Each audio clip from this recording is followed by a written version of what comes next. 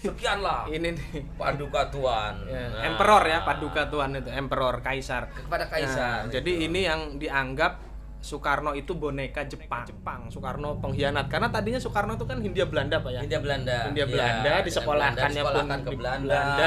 Iya. Jadi pas pidato seperti ini, saya jadi inget ya. Iya. Cerita Kien ke sebabe Soekarno, Presiden Dianggap- Soekarno dianggap boneka Boneka Jepang. Iya. Westerling itu Ratu Ratu Adil. Karena memang kerjanya Westerling itu tidak kepada Belanda dan tidak kepada Indonesia. Iya. Jadi dia gerak sendiri, ya kan? betul. Emang sih dia Belanda Indonesia tanah air beta pusaka Kita ketemu lagi abadi di workshop sejarah nan Geger jaya. Cilegon. Kali ini kita sebentar lagi akan mendekati Indonesia hari yang sangat sejak bersejarah bagi dulu bangsa Indonesia, yaitu Hari Kemerdekaan Republik Indonesia.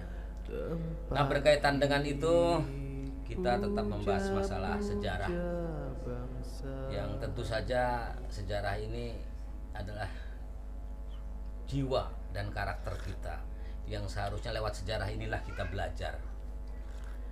Pada peristiwa yang lalu sudah saya jelaskan bahwa peristiwa Geger Cilegon itu terungkap ketika dalam satu proses pengadilan ada beberapa saksi-saksi gitu ya menyampaikan apa-apa alasannya, yaitu terutama juga masalah beratnya menanggung beban pajak kepala ya. pajak kepala. Kalau sekarang pajak perorangan gitu. Ya, mungkin kalau semangat perjuangan itu juga harus diperjuangkan seperti sekarang ini, bukan pajaknya yang dihilangkan, karena waktu itu Haji Wasid menjanjikan apabila tercapai perjuangan untuk merebut kemerdekaan di Banten, rakyat biasa akan hidup bahagia. Nah, hidup bahagia itu dengan dasarnya karena sudah tidak dikenakan lagi pajak, baik itu pajak usaha, ya pajak bumi gitu ya, termasuk pajak semua tanah ya. Pajak tanah, termasuk pajak kepala atau pajak perorangan. Pajak kepala. Itu yang dijanjikan oleh Haji Wasid kepada Para pejuang. waktu itu. Makanya mereka juga semangat untuk melakukan, untuk terus berjuang untuk merebut kemerdekaan. Dan satu hal lagi yang disampaikan oleh Haji Abdul Karim, karena Geger Cilegon ini pada dasarnya adalah gagasan-gagasan ataupun khotbah-khotbah yang disampaikan oleh Haji Abdul Karim kepada murid-muridnya di setiap pondok-pondok pesantren, di setiap tempat-tempat, karena Haji Abdul Karim itu selalu Haji berkeliling. Abdul Karim. Ya, Haji Abdul Karim itu berkeliling ke seluruh Banten. Coba ingatkan lagi Pak tentang Haji Abdul Karim yang kemarin dibahas. Kayaknya para pemirsa juga sudah mulai lupa ya. Iya. Karena itu bahasnya singkat banget. Sekarang kita akan fokus siapa sih Haji Abdul Karim, terus perannya bagaimana dalam Geger Cilegon, intinya fungsinya sebagai apa, sebagai kiai tokoh atau sebagai pejuang kah, nanti akan dibahas sama Bapak ya tentang Haji Abdul Karim. Coba Pak. Ya, Haji Abdul Karim itu salah seorang ulama besar. Ulama besar. Iya, di Banten boleh Haji dikatakan Abdul Karim. boleh dikatakan memang ulama yang betul-betul dihormati dan disegani, bahkan orang pada waktu itu menganggapnya sudah wali. Wali ya. Ya, artinya masyarakat setempat menganggapnya beliau ini wali. Haji Abdul Karim. Haji Abdul Karim ini, tetapi makanya diberi julukan Kiai Agung. Oh iya. Kiai iya, Agung iya. ya. Kiai Agung ya. Kiai Agung berarti bukan kiai sembarangan, begitu kira-kira lah kalau diterjemahkannya. Berarti kepalanya kiai ya. bisa Kepalanya dibilang. kiai Di paling zaman tinggi itu di ya. zaman itu. Kepalanya kiai. Bahkan boleh jadi Haji Syekh Nawawi juga itu, karena memang kalau Syekh Nawawi lebih berkarya ya, sehingga kitab-kitabnya itu sampai sekarang juga masih tetap dipelajari, bahkan dicetak ulang itu, baik itu di perguruan tinggi di luar negeri juga katanya gitu masih pakai gitu katanya, menggunakan kitab-kitab Syekh Nawawi itu. Nah, akan tetapi posisinya Syekh Abdul Karim ini berbeda gitu. Berbedanya sama-sama memang mendalami, tetapi dalam hal ini ada satu yang sangat istimewa baginya, yaitu posisi beliau ini dianggap sebagai orang yang paling mumpuni untuk memimpin tarekat Qadiriyah. Nah, Berarti ini apa namanya Syekh Thariqat Qadiriyahnya ya. Bisa dibilang Thariqat Qadiriyahnya. Kalau sekarang imamnya lah ya. Imamnya. Tetapi memang karena Syekh Nawawi juga posisinya di Mekah. Jadi tugas untuk mengangkat, artinya membenahi keislaman di Banten ini kan jatuh ke tangan Haji Abdul Karim. Iya. Karena pada waktu itu juga posisi orang-orang umat Islam di Banten ini masih bercampur aduk dengan kepercayaan gitu. Seperti misalnya ada di Cilegon ini ada pohon kepuh yang ditebang oleh Haji Wasid kan gitu. Pohon keramat itu ya. Iya, karena dianggap keramat, jadi Haji Wasid juga menebang pohon itu. Ini sebelum peristiwa geger Cilegon gitu. Sebetulnya penebangan pohon kepuh itu tidak ada sangkut pautnya dengan peristiwa geger Cilegon. Sebetulnya itu hanya bagian part dari amal lain. Iya, itu amalan lain Haji Wasid Haji melakukan tugas beliau sebagai kiai. Ada masyarakatnya yang begitu gitu, sehingga untuk menghindari terus-menerus orang berkumpul di pohon kepuh itu ditebang lah gitu oleh beliau. Kerusakan akidah nantinya ya. Kerusakan akidah. Dan memang Haji Wasid sendiri disalahkan oleh pemerintah Hindia Belanda karena telah merusak fasilitas umum zaman itu. Punya orang lain. Jadi gitu. pohon itu dianggap fasilitas umum ya. Ya, milik orang lain. Milik orang lain. Bukan punya sendiri gitu. Oh ya, bukan properti sendiri. Bukan properti sendiri. Jadi Haji Wasid juga akan dipanggil ke pengadilan. Waktu itu kalau nggak salah ya, informasi yang saya dapatkan itu dia akan dipanggilnya di Keramat Watu. Pengadilan Iya, akan dipanggil oleh Wedana Keramat Watu untuk diadili, ditanya kenapa menebang pohon itu gitu kan. Kan dari dulu juga kayak sekarang pengadilan-pengadilan atau hukum itu berjalan.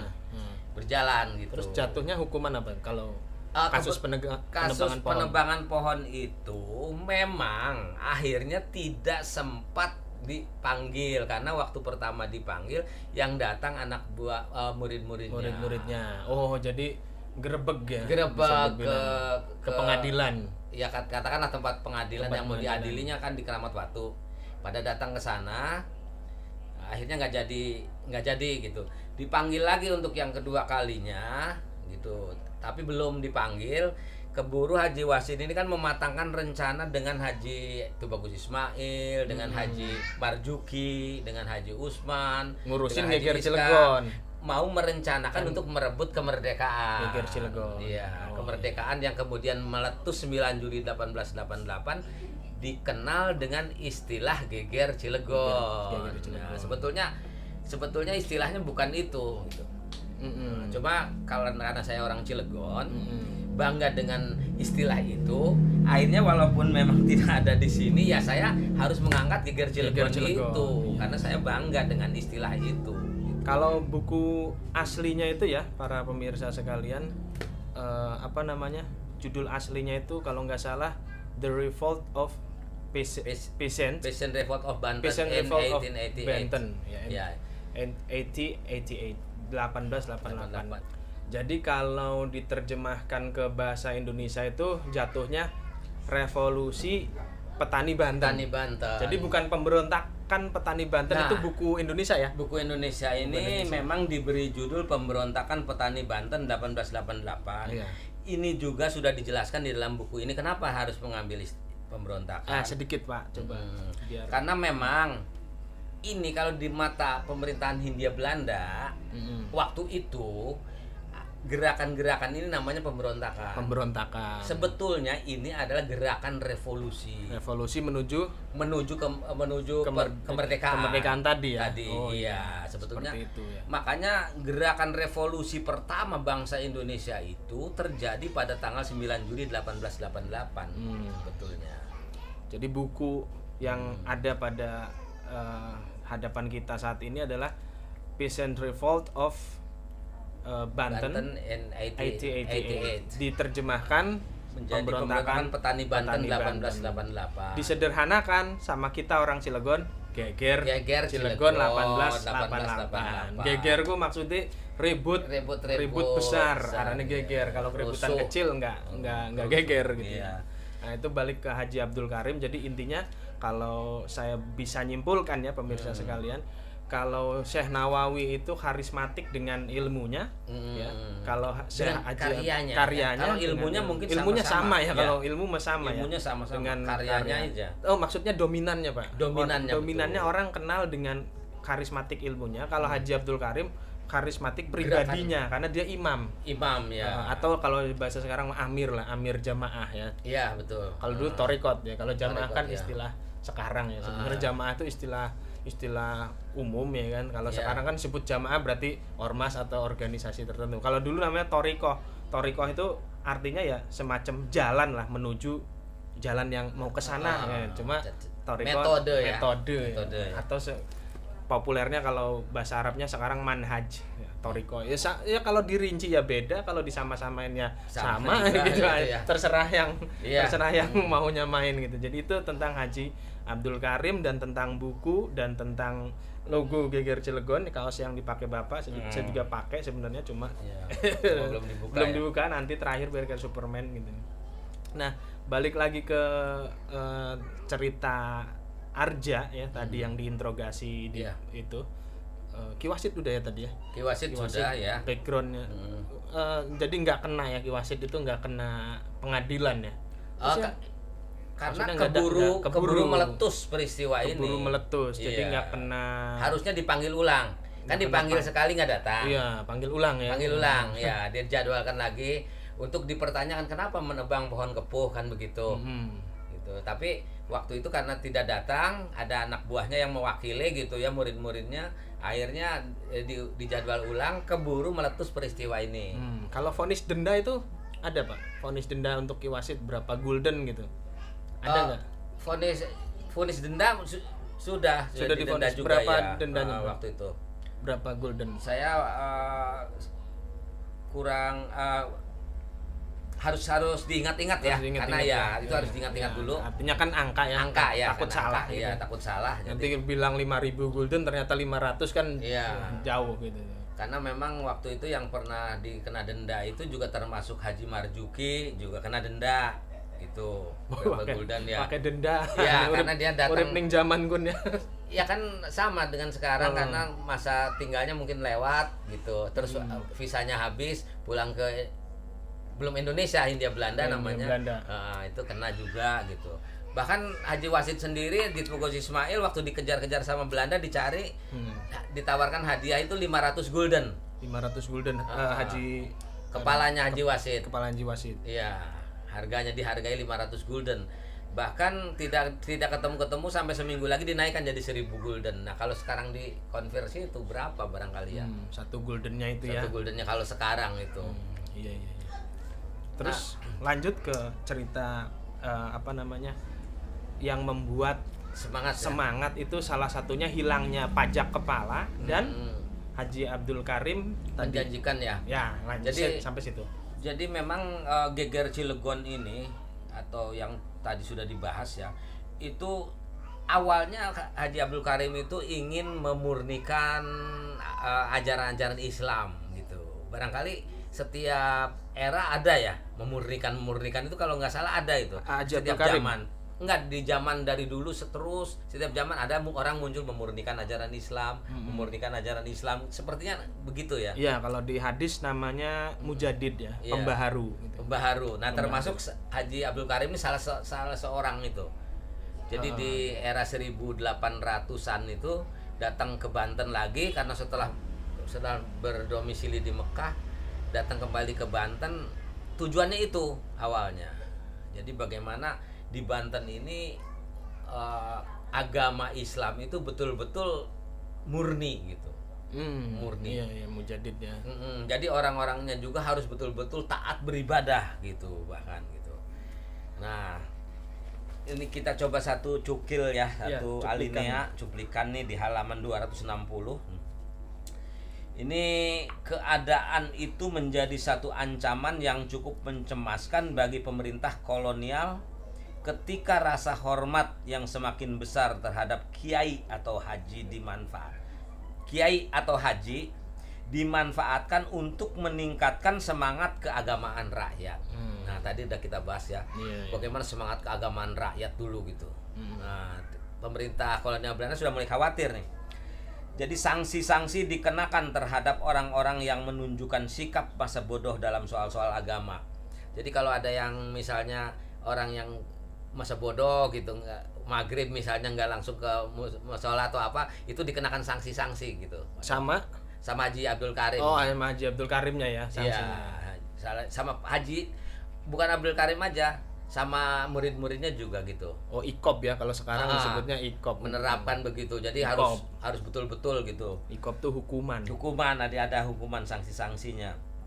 Suatu hal yang inherent dalam semangat keagamaan yang berkobar-kobar itu adalah bertambah besarnya kebencian terhadap orang-orang Eropa yang dianggap sebagai orang kafir. Nah, akhirnya ada juga pemikiran-pemikiran itu gitu, karena sering khotbah kan, kadang-kadang kalau khotbah kan suka bawa-bawa semangat jihad, peperangan, cerita Nabi begitu kan.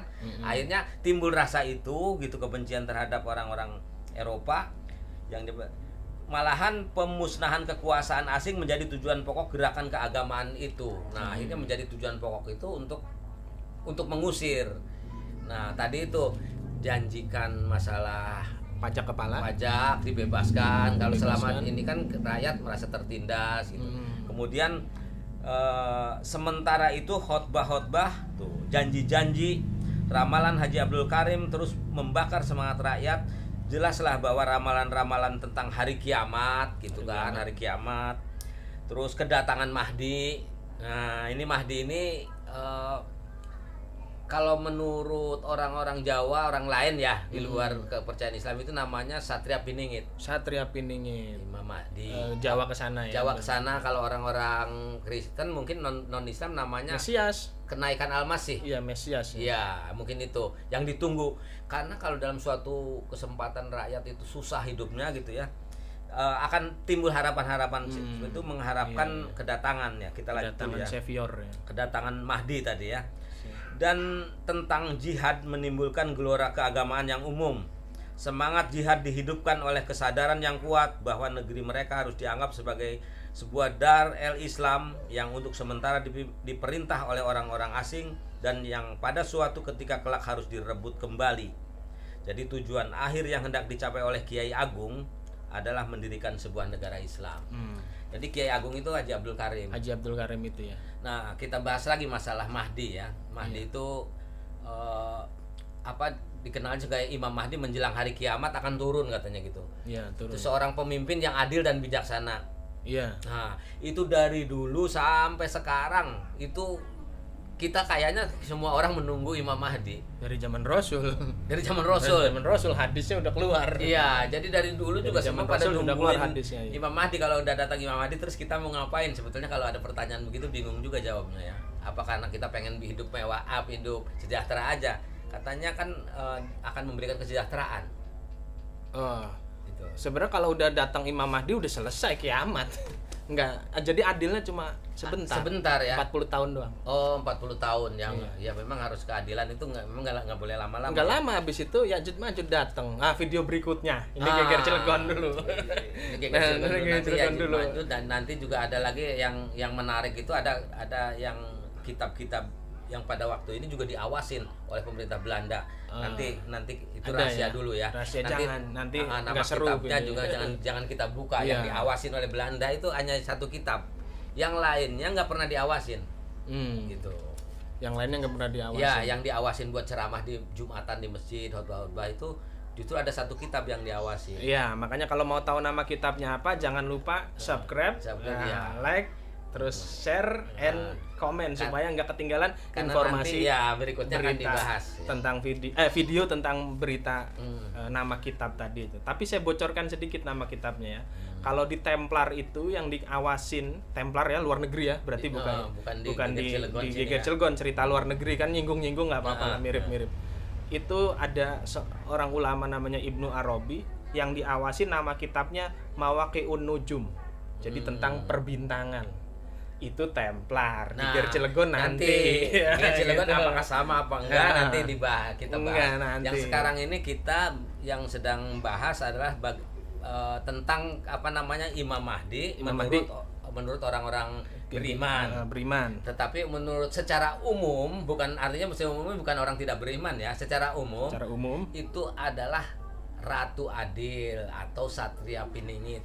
Itu diharapkan kedatangannya dari dulu sampai sekarang. Nah, sebetulnya dari mana sih awalnya munculnya Ratu Adil atau Satria Piningit itu? Itu munculnya dari ramalan Jayabaya. Nah, siapa Jayabaya itu? Joyoboyo itu ya. Joyoboyo itu sebetulnya katanya ya, itu bisa diteliti lagi. Di Jawa Tengah juga dulunya tetap Jayabaya. Jayabaya. Iya, artinya pakai A bukan pakai O. Oh itu udah kesini sekitar 1700-an itu baru pakai O. 1600-an ke sana pakai A. Ya, Jayabaya ya. Jayabaya misalnya gitu. Terus jadi karena memang dulunya kan kerajaan juga kan awalnya dari Salakanagara. Salakan bukan Solokonogoro bukan ya. Dari Salakanagara. Terus ke Tarumanagara gitu. Jadi hampir nggak ada logat O. Nggak ada. O itu nanti ya setelah salah seorang penguasa Majapahit gitu ya, kalau nggak salah apa sudah Mataram itu. Nanti kita bahas secara detail ya. Jadi Jayabaya itu seorang maharaja di Kediri. Maharaja di Kediri pada tahun 1135 sampai 1157 eranya. Era perang salib ya kalau di luar negeri ya. Ya, itu salib. Kekuasaannya Raja Jayabaya yang satu-satunya bukan satunya, ini termasuk raja yang tidak dibunuh gitu. Karena setiap raja itu kalau yang lain pasti mati ya. Mati. Makanya jangan pengen jadi raja. Karena zaman itu pasti mati nih. Kebanyakan mati dibunuh. Kebanyakan mati dibunuh. Itu Majapahit, Singosari. Iya, Singosari. Kalau ini di Kediri kebetulan ini yang pensiun. Sampai pensiun dan menciptakan sebetulnya tulisan dia ini kayak kalau nggak salah ini sebetulnya yang mempopulerkannya itu Ronggo Warsito, salah seorang sastrawan ataupun budayawan yang hidup di era setelah Mataram pecah. Setelah Mataram pecah. Atau 700 tahun setelah Jayabaya membuat ramalan ini gitu ya. Ramalan Jayabaya itu apa sih? Sebetulnya Jayabaya ini awalnya belajar pada seorang ulama gitu. Ulama itu namanya Maulana Ngali Samsujen gitu. Nah, kalau itu kan orang Jawa. Kalau orang Banten ini mungkin nyebutnya Maulana Ali gitu. Maulana Ali Samsudin kali. Ali Samsudin gitu. Samsujen.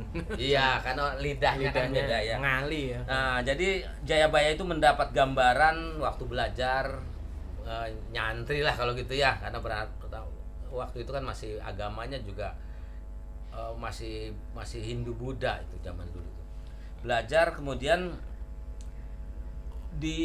mendapat gambaran tentang Pulau Jawa gitu. Zaman Pulau Jawa dari zaman dulu sampai zaman hari kiamat gitu. Karena kan biasanya kalau Maulana kan ngajarinnya itu. Iya. Nah, mungkin dia ini belajar aja. Tapi Jayabaya sendiri Islam kan, Pak ya? Kalau Jayabaya sendiri kayaknya belum Islam. Belum Islam ya. Ya. Hanya belajar kepada karena ulama Islam. 1135 itu memang sudah mulai masuk Islam itu. Sudah ada. Tapi secara umum kerajaan belum. Karena Islamnya nanti pas Demak ya. Umumnya. Enggak, pas Majapahit juga pas sudah. Majapahit sudah. Tetapi kerajaan belum. Bagi dua ya, Majapahit Brawijaya 5 ya. Iya. Udah mulai Islam. Artinya begini, pemerintahan belum menjadikan Islam sebagai agama negara. Tapi kalau orangnya sudah banyak yang beragama Islam gitu. Sudah banyak yang beragama Islam gitu. Karena kan masuknya Wali Songo. Ya udah lama ya, Islam udah lama ya masuk duluan. Masuk duluan. Masuk di Majapahit kan. 1400-an itu sudah masuk Wali Songo itu. Sudah masuk ini. Jadi karena belajar mendapat gambaran bahwa Pulau Jawa gitu, waktu zaman sebelum ada orang sampai hari kiamat mendapat gambaran seperti itu gitu. Makanya dia bilang istilahnya begini. Gambarannya itu ada nih, kebetulan saya catat ya. Ada ramalannya begini. Waktu dulu ya, ada kereta melaku tampo jaran katanya. Kereta melaku tanpa jaran. Jadi ada kereta itu Andong ya, Andong. melaku tanpa jaran gitu. Itu ramalannya begitu. Terus ada lagi perahu melaku ing dhuwur awang-awang. Perahu melaku ing dhuwur awang-awang. Terus akeh udan salah mongso. Jadi artinya hujan banyak cuman musimnya ini bukan musim hujan. Dan itu memang kadang terbukti gitu. air beta pusaka abadi nan jaya Indonesia sejak dulu kala tempat dipuja-puja bangsa. Di sana tempat lahir beta, dibuai dibesarkan bunda, tempat berlindung di hari tua sampai akhir menutup mata.